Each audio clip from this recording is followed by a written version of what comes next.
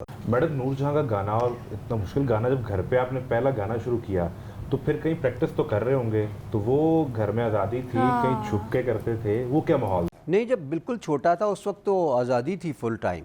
वो तो देखें, मैं स्कूल में सबसे पहले तो स्टेज पे मैं आया तकरीर के सिलसिले में कि स्पीचेस होनी थी, तो बिल्कुल क्लास 2 में था शायद, तो टीचर ने आके पूछा कौन बच्चा तकरीर करेगा।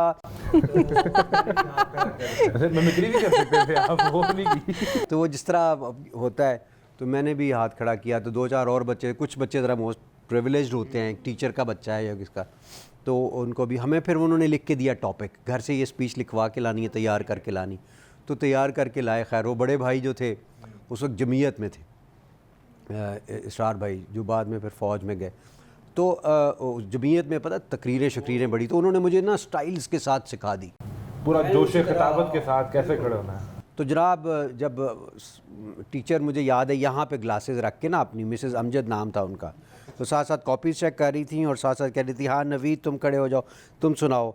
तो नवीद ने सुनाई, एक दो और बच्चों ने सुनाई, तो वो ज़रा मिन मिन कर रहे थे, तो कहती हैं ये क्या मिन मिन कर रहे हो, ऊंची बोलो, ताकत के साथ बोलो।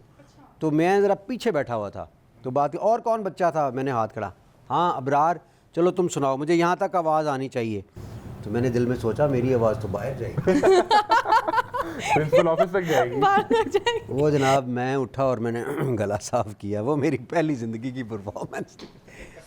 और मैंने वो, उन्होंने ना एक शेर लिखा हुआ था जो मैंने रट्टा लगा लिया था, वो फ़ारसी का शेर था, उमर हाथ दर काबाओ बुतखाना मीना लद्हयात दास बज़ में इश्क यकदनाए राज आयत बरूं। जब मैंने ये शेर पढ़ा तो मिस ने यूँ करके ग्लासेस उतारी, उन्होंने कहा ये कौन सा बच्चा, ये कौन है, ये कहाँ से?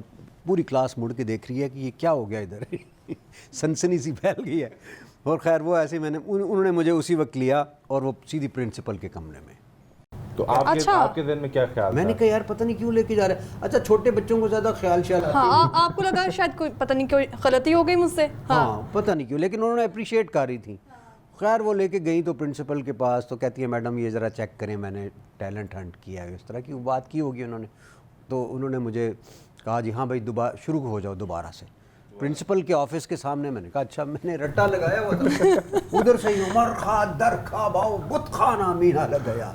मिस प्रिंसिपल ने मुझे बड़ा प्यार करना शुरू कर दिया। तो जी ओवरनाइट स्टार बनने वाला सीन पूरे स्कूल में। अब आप जब वो हुआ कंपटीशन, तो नीचे याद है कुर्सी रखी उन्होंने, उस पे खड़े हुए था, और फिर आगे माइक्स तक पहुंचता था।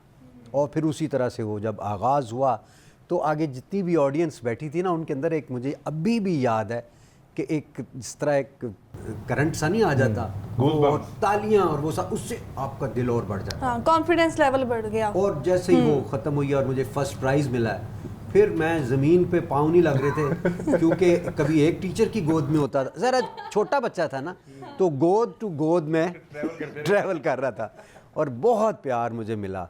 और मेरी मदर भी आई हुई थी, उन्होंने मुझे सीने से लगा के, उन्होंने कहा अच्छा ये कौन है बच्चा, क्या करता है, कि इसके वालिद क्या करते हैं, फलाना, और ये कैसे आपने इसको ट्रेन किया। अम्मी ने कहा ये भाई लगे रहते हैं, बस मुझे तो इतना कोई आइडिया नहीं है। तो that is how I started. उसके बाद फिर पाक सरज़मीन शादबाद, मैंने कहा जी मैंने तो गाना भी गाना है।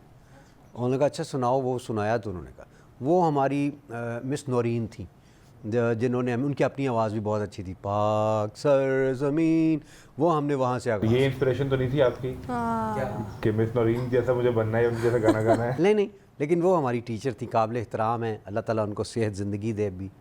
तो खैर उन्होंने हमें पाक सरज़मीन, सो पाकिस्तान से आगा। और आप यकीन कीजिए कि हमारे स्कूल ने भी मुहब्बे वतनी ऐसे इंजेक्ट की हमारे अंदर, इनकलकेट की, कि आज भी जब कौमी तराना बजता है, खुदा की कसम हमारे ना रोंगटे खड़े हैं। बिल्कुल, इसमें ये तो हकीकत है। मुझे नहीं पता आज के बच्चे क्या फ़ील करते हैं, लेकिन ये बड़ा ज़रूरी है अपने बच्चों के।